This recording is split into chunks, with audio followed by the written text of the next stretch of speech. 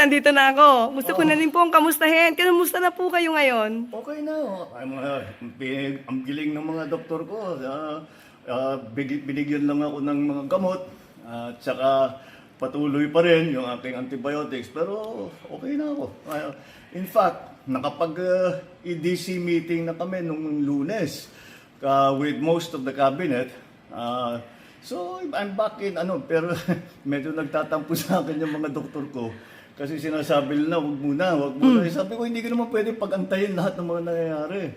So, tinuloy ko na lang. And tomorrow, I have some meetings in the office. And tuloy-tuloy na.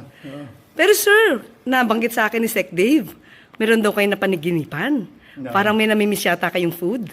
Dahil, ang pala rito, kailangan for a few days, hindi ka pwedeng kumain ng solid food para matanggalan ng stress yung bituka mo.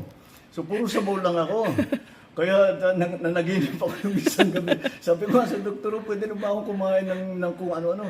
Kasi nanaginip ako, nakakain ako ng steak. Yun lang ang iniisip ko. Pero hindi pa pwede. Hindi pa, ngayon pwede na. Pwede ngayon na. Pwede na. Ayan. Oo. Good news na yan. Kumain na ako ng hamburger. Ay na. But anyway, sir, namimiss na kayo na ibang mga taga-media. Sabi nila, ba't hindi nakarating si Pangulo sa awards rights ng mga outstanding government workers? Oo nga. Hindi ako nakarating dahil meron pa akong gagawin. Pinapunta ako sa nagkonsulta na nandito yung mga doktor. Nagkonsulta sila para tignan na talagang maayos. Kasi nga nagrereklamo sila na dapat magpahinga ako. Sabi ko, hindi ako pwedeng magpahinga. Hindi ako kasama dyan sa mga pahinga.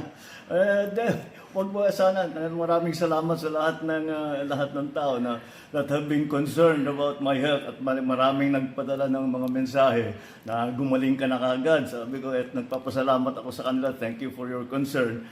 But I said, I got the best the best possible medical care that you can have, and that's why I'm already back in harness.